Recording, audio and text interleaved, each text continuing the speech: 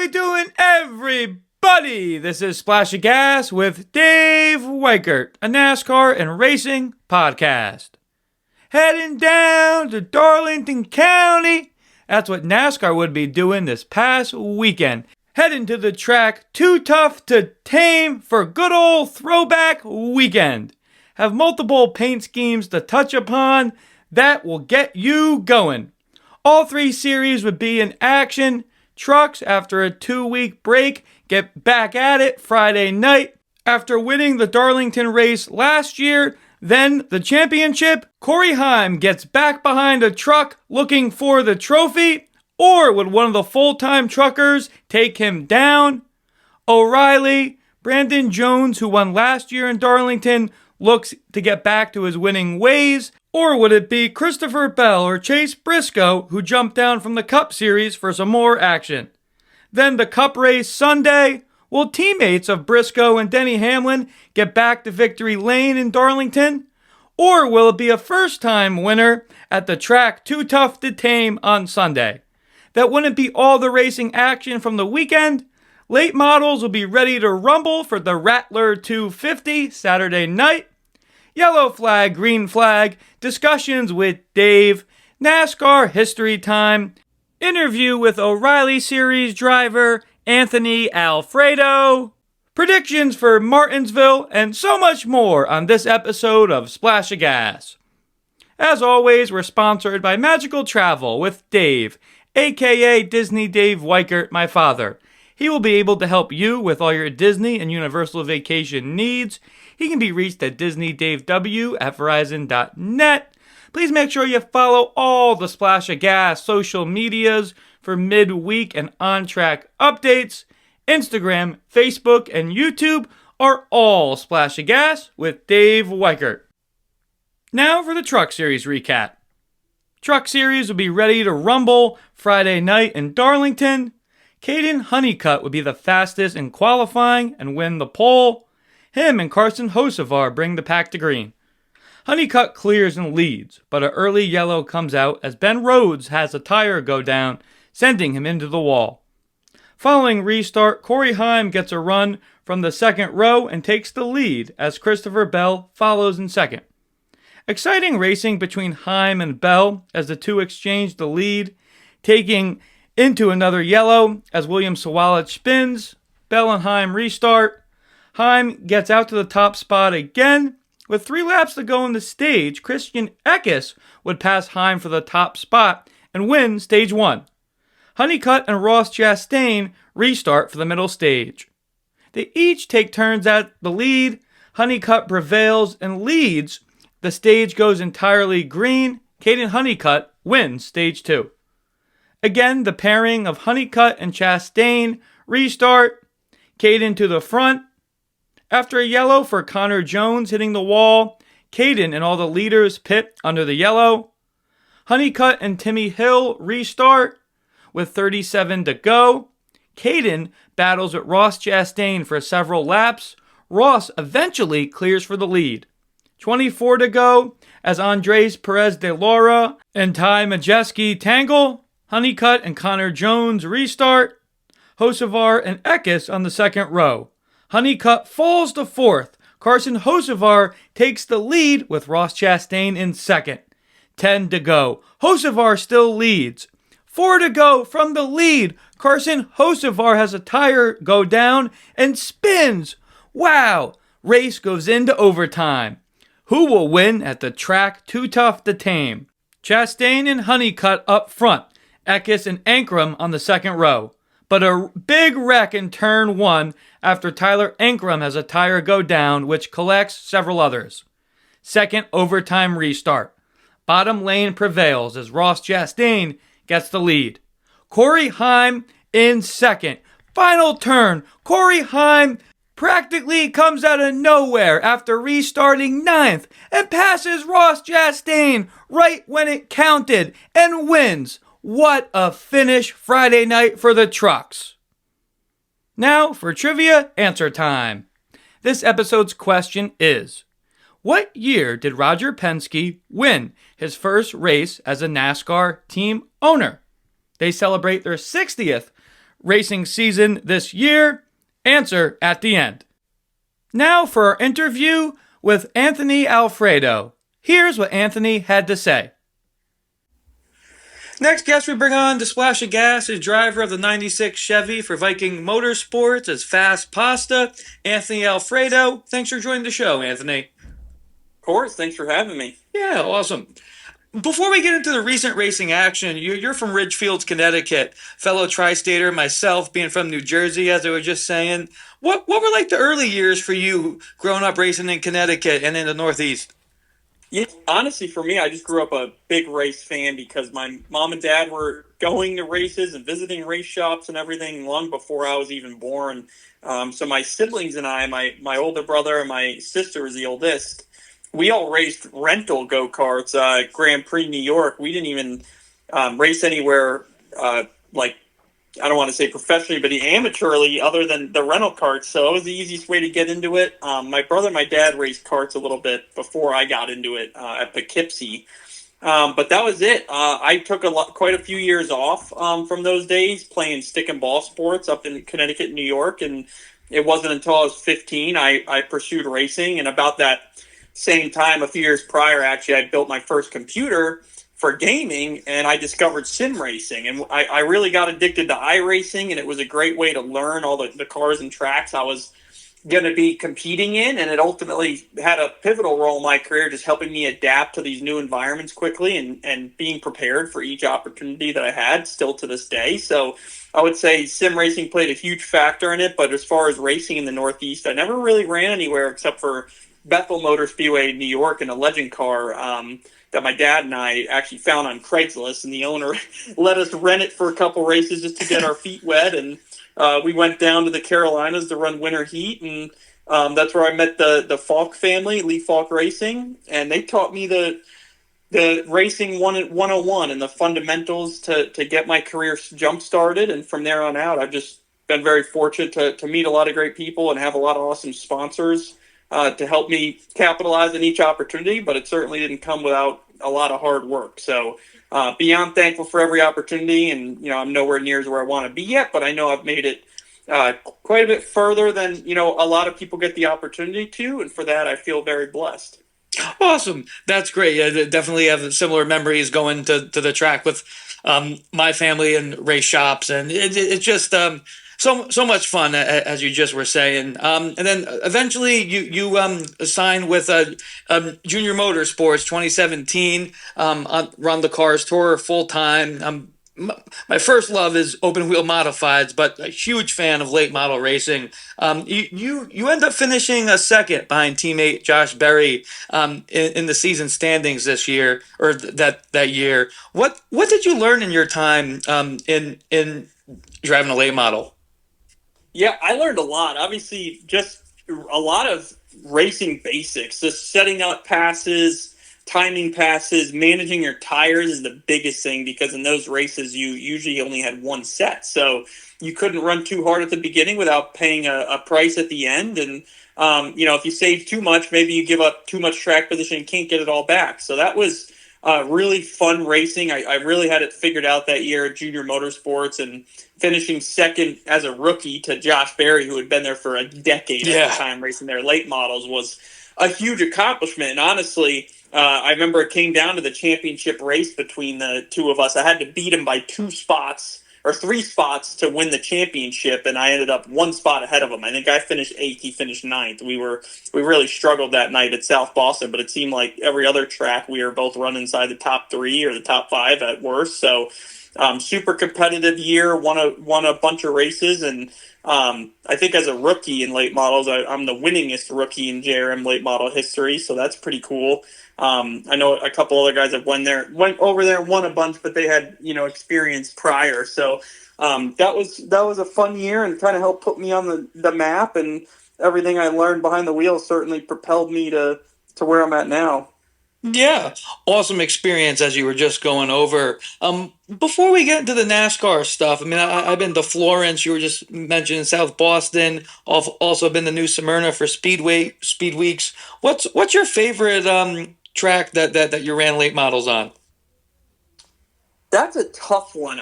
Honestly, I really loved racing at Tri-County Motor Speedway. I know that's changed quite a bit with some recent repaving, but that and Hickory Motor Speedway were two of my favorites. Myrtle Beach was a blast. Unfortunately, that track is no longer with us, but yeah, I don't know. There wasn't really anywhere I disliked. I could tell you that much. Those super late models totally seem a lot of fun for sure on the late model side. Cool. Really appreciate the detail on that side of things. You make your O'Reilly debut with RCR in 2020, driving the majority of the schedule in the 21 that year. Collect 9 top 10s. That was the COVID year. I mean, weird schedule after several months off after just 2 races in. I mean, how was that season for you?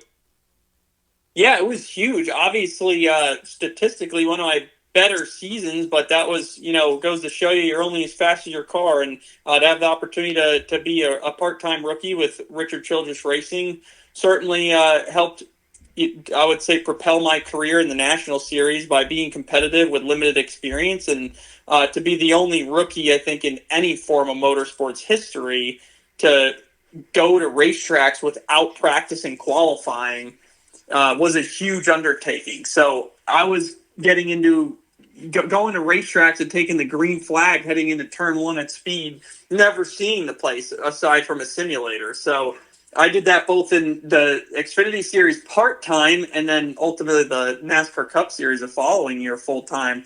And that was a challenge, but it was trial by fire that ultimately made me better and taught me a lot and helped me, do much better and capitalize on other opportunities later in my career, even if they were with, smaller teams or had less resources to work with.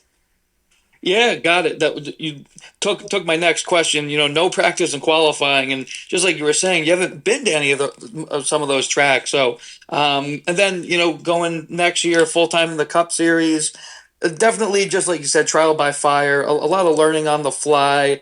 What did you take from that season? I mean, what did you learn from you like driving those cars, but also as a person? Yeah, honestly, I think just being tested as far as my resilience and willingness to pursue this career and get better at it, because being faced with those challenges, going up against, the best drivers in the world in the Cup Series and going to places like Sonoma without ever seeing it and running inside the top 5 with less than 10 laps to go, or going and leading laps in the Xfinity Series with RCR and having a shot to win some races. I believe if I was full-time that year, I would have won a few. And if I had the opportunity to go back there full-time the next year, I definitely would have competed for a championship. But unfortunately, at every level of this sport, it comes down to the financial support you have. And very thankful for what I did have at the time, but it wasn't enough to capitalize on a full-time opportunity there. And since then, I've just learned to work the business side of the sport and develop great relationships with companies like Dude Wipes, other brands that we've brought on board like Botticelli and Vivia, Big Rack Spirits, all these companies that want to capitalize on motorsports marketing and how it could help them grow their brand, and then have me as a spokesperson and a brand ambassador. And they've all honestly become like family to me. So they've been the ones that help me capitalize on these other opportunities over the past few years and hopefully get us in, headed in the right direction to where if we continue to succeed and exceed expectations or by doing more with less, that'll get us, in a top ride where we can go out and compete for wins every week. Got it. Yeah. And then, as you were just saying, I mean, sometimes the sport, does come down to the business side. I mean, just like you mentioned, Dude Wipes and a number of other sponsors have stayed with you for a number of years. I mean, switching teams, switching series. What does it mean to you to have their continued support? Oh, it's tremendous. Without them, I wouldn't be able to be doing this or be where I'm at. So I owe that to them as much as the teams I've worked with and everyone on my side of things, my family, and the effort I've put in. It wouldn't mean anything if I didn't have the means to go compete, because it unfortunately takes that nowadays. So thankful to have them standing by my side with all the different teams I've been with and cars I've driven. But I think we found a new home this year with Viking Motorsports and the O'Reilly Auto Parts Series side of things. And it's been going well. You have really great speed. We've had a few mechanical issues that have taken us out of contention of better finishes, but we've got the pace to run where we need to be, and we're going to clean some things up and keep putting those races together so we can have a shot at the chase. Awesome. Yeah, the playoff system does change from the last couple of years. Going back to the chase, as you just said, you just mentioned Viking Motorsports. I mean, you signed with them for this season to expand to a 2-car team from last year. Had Parker on the show after Atlanta. Really does sound like a lot of good things happening there over at Viking. Absolutely. Yeah, we're building a really great culture and have an awesome group of guys that we've been building up since the season started. The 99 team was pretty organized well in advance, but the owners of Viking Motorsports wanted to expand to 2 cars this year, and it came together a little bit late, but thankfully we were able to get all the equipment, the people, and put all the parts and pieces in place to capitalize on the opportunity, because I think we're going to be in an excellent position to go up there and make the chase, as I mentioned, and maybe even compete for some wins. It's been a privilege, and I really am thankful for the opportunity for them calling me and allowing me to step in this 96 car and help them build this program up. Definitely an awesome opportunity, as you were just discussing. Already 5 races in, 11th in Daytona. I know last weekend didn't break your way, but P10 the weekend before in Phoenix. How do you feel going with the 96 and the Darlington, the Martinsville upcoming? I feel good. We've got really great track coming up for us, as you mentioned, and even the past few, we've had a lot of speed and runs we could build on. So some of my favorites are coming up, Darlington and Bristol, and then even Martinsville and Rockingham are tracks that I've enjoyed competing at, and Rockingham was new to the schedule last year, but Martinsville's a place I've been competitive at every time I've been there. So there's a good opportunity to score a lot of points and bring home good finishes, and that's certainly what we need.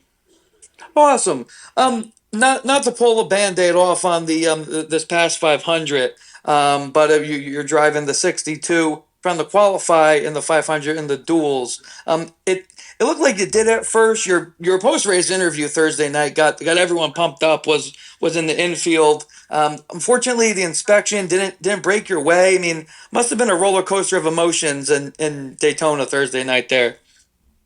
Yeah, it certainly was. I was at the highest of highs and one of the lowest of lows. Not to be dramatic, there's a lot worse things that can happen in life, but in the moment, obviously, that was pretty frustrating to end up being stripped of the opportunity to race in the Great American Race again. And we were really fast and had the pace to go out there and bring value to the race by being a competitive open car like we are at Talladega and some of these other tracks, but unfortunately, NASCAR found a hose that was loose in the vehicle, and it wasn't anything advantageous, and it certainly wasn't intentional. If it was, we would have had something happen during qualifying. But just from bump drafting, we had an issue with this hose coming loose. And just for safety reasons or even competition reasons at other tracks, NASCAR has a rule in place that can't happen anywhere. So whether or not it was helping us was besides the point. We could argue and sit here and talk about how it didn't have anything to do with the race we ran or the speed in our car and how it potentially could have hurt us.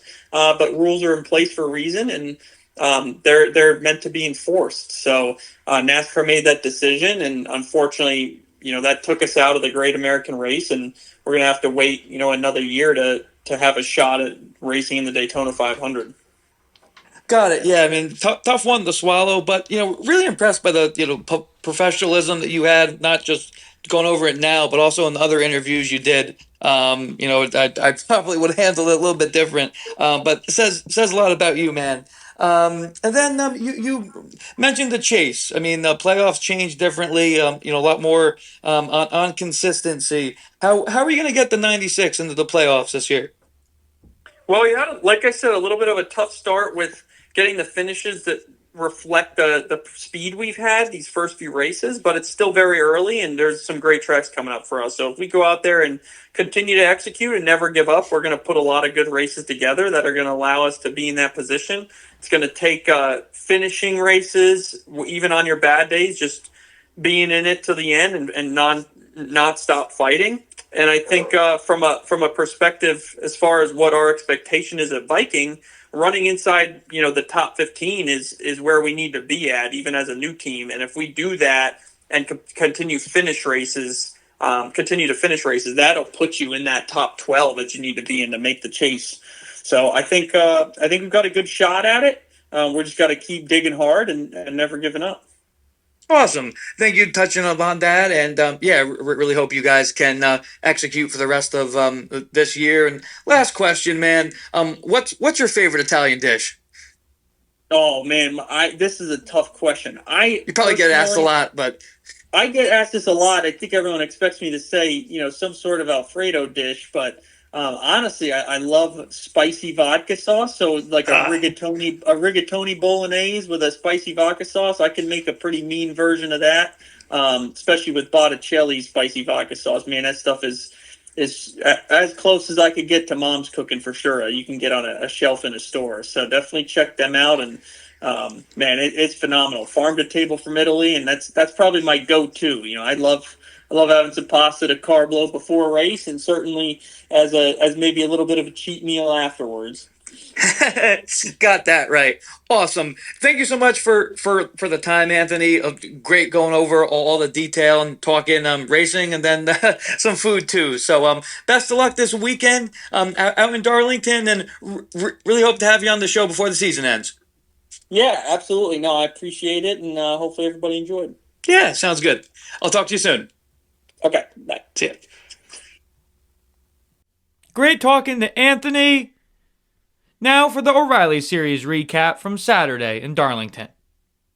O'Reilly would be going Saturday afternoon out in Darlington.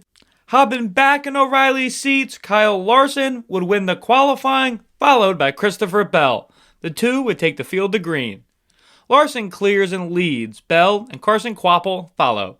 Stage 1 stays entirely green, and Kyle Larson wins the first stage. Bell and Kvapil second and third.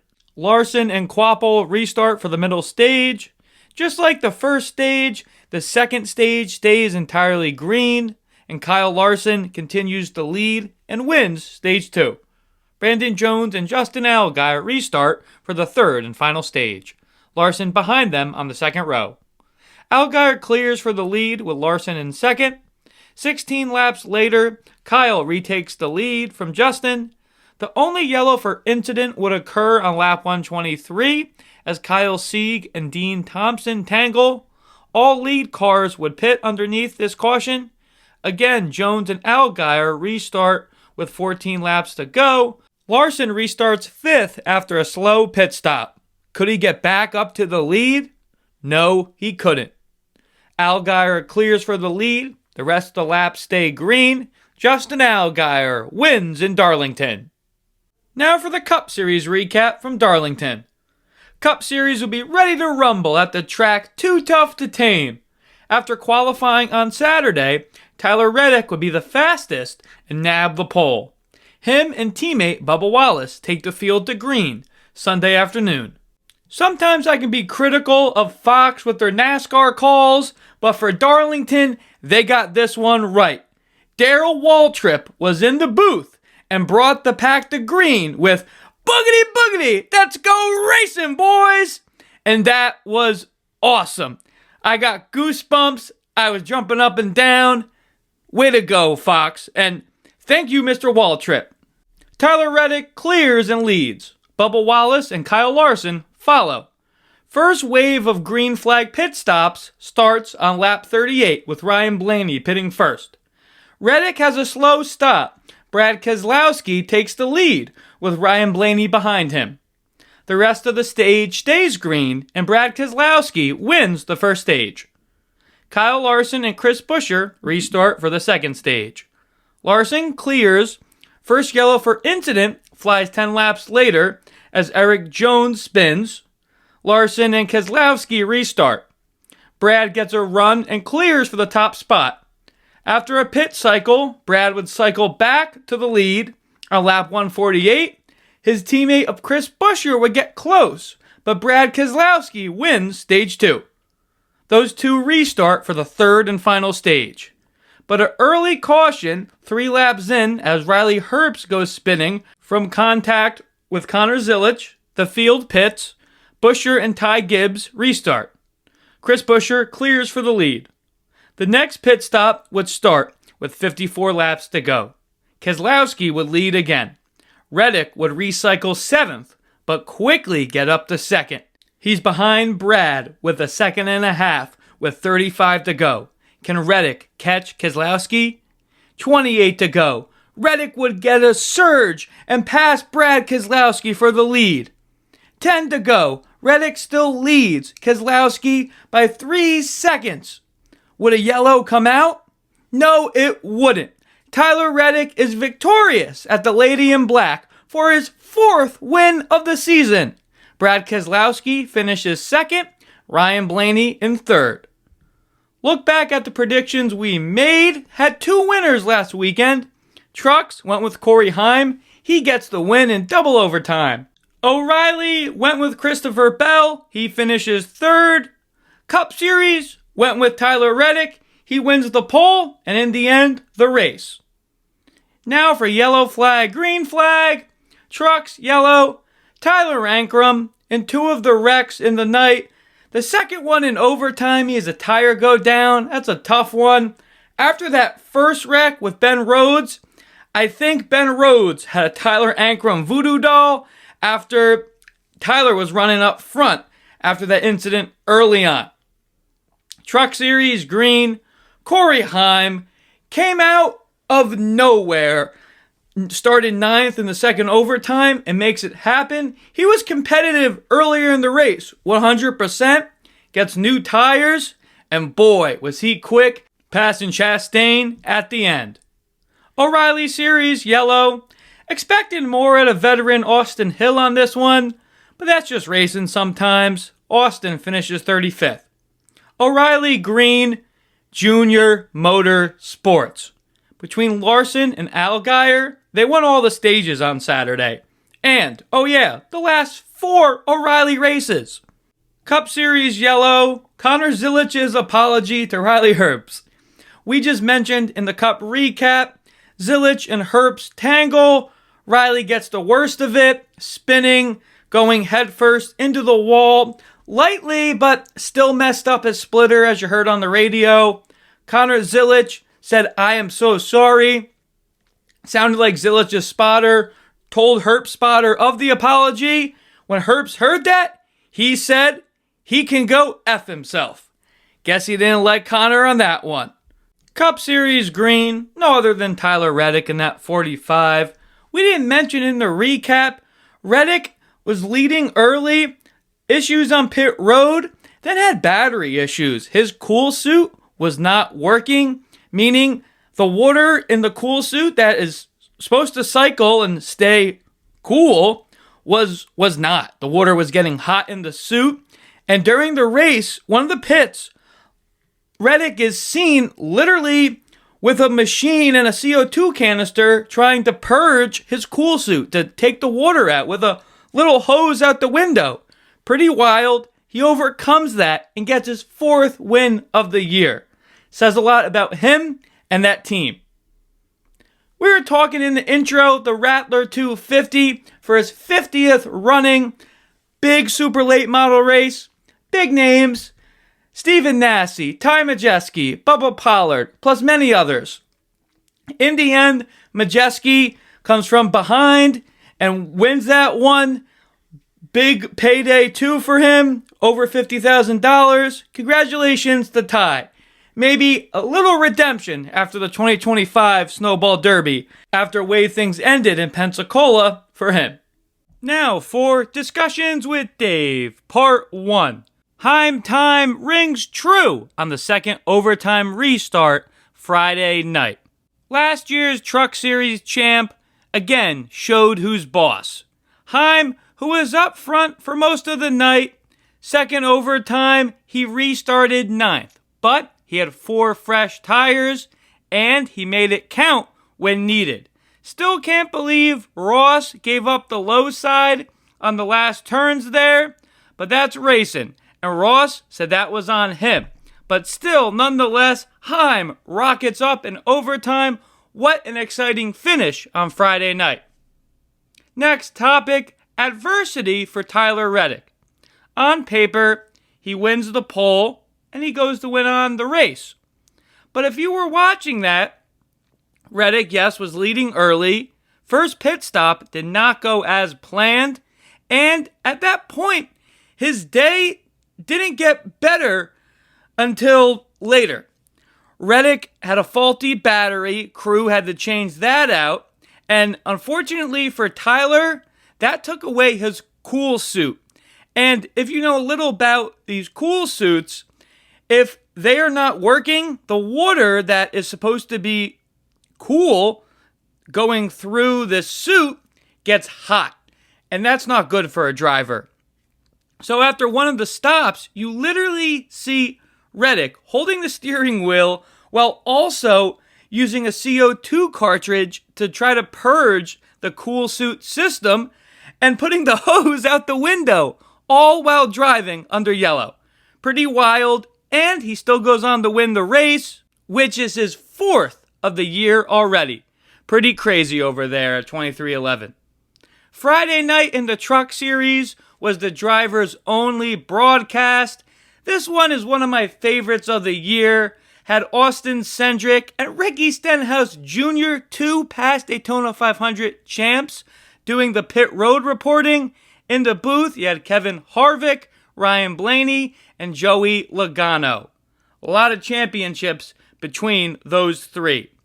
Really must-watch racing, as we saw with the overtime finish, but the broadcast is just great with the insight those guys bring to the table. Moving right along, this topic broke just before the Darlington truck race. NASCAR has suspended Kaulig full-time truck driver Daniel Dye indefinitely after his comments about IndyCar driver David Malukas that were derogatory and used a gay voice, which Dye even called it himself. NASCAR heard this and suspended him. And this isn't Dye's first suspension. He was suspended by ARCA a number of years back when he was coming up through that series. Kaulig Racing CEO Chris Rice put out a statement saying that he believes in second chances and people make mistakes. He also referred to Daniel Dye and his father Randy Dye as family. Definitely sounds like Kaulig is going to stand with Dye. Sounds like Dye will have to do a number of sensitivity classes / trainings. And then for who drove the number 10 truck in Darlington, it was none other than AJ Allmendinger. Chris Rice said on his weekly spot on NASCAR Sirius XM that AJ did have to be convinced to go in the truck for them. When I had AJ on right before the Rolex 24, asked him if he had any Truck Series plans in the works. He said that he would drive anything that Chris and Matt Kaulig want him to. Seems like AJ was right on his word there. The next truck race is in Rockingham the day before Easter, that Saturday. Will Dye be back in the 10 truck then? Or will he have more weeks on suspension? We'll find out. That's Discussions with Dave, Part 1. Now for paint schemes of the week. Had to put the S in there because with Throwback Weekend at Darlington, boy, was there some good ones. We start with the Truck Series, Frankie Muniz in the 33 with a Dave Blaney throwback scheme. Really neat. And we were talking about this one last episode. Chili's did a Dale Earnhardt throwback scheme to his Wrangler 1981 scheme. Very neat. Carson Hocevar said in a post-conference that he originally wanted to do a Dale Jr. Budweiser throwback paint scheme for Darlington because with the colors of Chili's, he thought that would best fit them. Chili's said, no, we want to do a senior throwback scheme because they felt that best fits their brand. Good for Chili's marketing, standing tall on that one. Great schemes if you haven't checked them out. Now for NASCAR history time. Martinsville. September 25th, 1949. The first NASCAR Cup Series race at Martinsville Speedway took place more than 70 years ago. And at the time, The race didn't even have an official name. The event featured a low number, 15 cars competing over 200 laps, and on the track's original dirt surface. Wow. When it was all done and over, Red Byron emerged victorious, 97 laps in his 49 Oldsmobile. September 27th, 1987. With only 3 cars remaining on the lead lap, this race still delivered one of the most thrilling finishes in Martinsville history. On the final lap, Dale Earnhardt led Terry Labonte and Darrell Waltrip in a tense 3-way battle for the lead. Heading out of turn 2, Labonte made a move on the outside, but Earnhardt threw a block to hold the lead. That opened the door for Waltrip to drive on the inside groove. Terry Labonte tried to cross back down the track. They made contact, sending him into the wall and knocking Earnhardt out of position as well. Darrell Waltrip stayed committed to the bottom line, slipping through the chaos, taking the win, marking Waltrip's 8th career victory at Martinsville. Now for discussions with Dave, part 2. There's been a lot of back and forth about if Cletus McFarland, aka Garrett Mitchell, should be cleared for Xfinity O'Reilly Racing after brief stints in ARCA, Truck Series. Past week, Cletus, who, as we know, signed a part-time deal on the O'Reilly side with Richard Childress Racing, spent 10 hours at Rockingham, the track he will make his O'Reilly debut next weekend. Cletus went through 5 sets of tires, was on the track for 10 hours as we mentioned. He did spin at one point, but in the end, he did not have a scratch on his car. He did say on social media that he learned so much. Ty Dillon, among others from RCR, were giving him a lot of tips. Can Cletus run all the laps in Rockingham? We'll find out. Staying on the RCR side of things, there has been more and more reports recently that Austin Dillon, grandson of Richard Childress, is being prepared and groomed to take the management role at RCR. Richard, his grandfather, is getting up in age, and Richard on NASCAR radio before has come out and said he really would want his family to continue his dream that he has built in RCR. And Austin is one of the owners of one of the professional bull riding league teams. So he does have his foot already in professional sports management. He still does drive at the Cup Series level. Heck, he won at Richmond last year. Is this a 3 or 5 year plan then before we see Austin step out from the track and into that leadership role? Or is it longer than that? Moving right along, unfortunately for Alex Bowman, the driver of the 48 Hendrick Motorsports of the Cup Series, will continue to miss races as he recovers from vertigo. Justin Allgaier will still fill in, driving the 48. Really feel bad for Alex. He definitely wants to be in the car, but fortunately his health is not letting him do that right now. Really hope for a quick recovery, and hopefully we see Bowman sooner than later. Last topic on discussions with Dave for this episode. We were talking about this, I think, 2 or 3 episodes ago, about ex-Trackhouse teammates Ross Chastain and Daniel Suarez bumping cars post-race, then, really getting into it. They didn't fight, but words were definitely said to each other, and it was a tense moment. This past week, Suarez and Chastain have been pouring it on with their words. Ross said, "I don't like Daniel. I never have." That really shocked me. I understand teammates don't need to like each other and be buddy-buddy, and I get each have their own personalities. But those words coming from Ross's mouth really shocked me. Daniel Suarez then went on to say, "If I want to fight Ross, and he knows this, he's not going to last 5 seconds. So what am I going to gain from that?" Yes, tail of the tape, Daniel is bigger than Ross. and maybe a little bit more of an ego as well. How much longer will we see this feud boil over? And that wraps up discussions with Dave for this episode. Now for the O'Reilly drivers to look out for in Martinsville. Starting off with the guy that won in the fall, Taylor Gray in the 54 Joe Gibbs Toyota. I think he should be quick. Sammy Smith, another one that should be up there.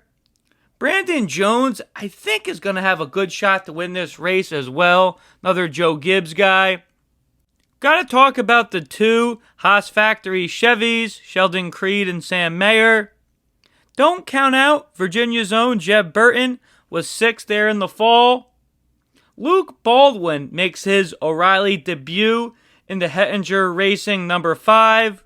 Talked about Luke on the modified series and some of the part-time truck stuff he's ran. Last but not least, we were just talking about him. Ross Chastain hops in the DGM Chevy. What can Ross do in that 91? Now, for the Cup Series drivers to look out for Martinsville. We start off with the guys that each won their races last year at Martinsville in the spring. It was Denny Hamlin. In the fall, it was William Byron. Can each of those guys get back up front? I sure think so. Christopher Bell and Bubba Wallace, 2 Toyotas that should be running hot too. Chase Elliott was 4th in the spring, 3rd in the fall. Can he get that Chevy up front? I don't see why not.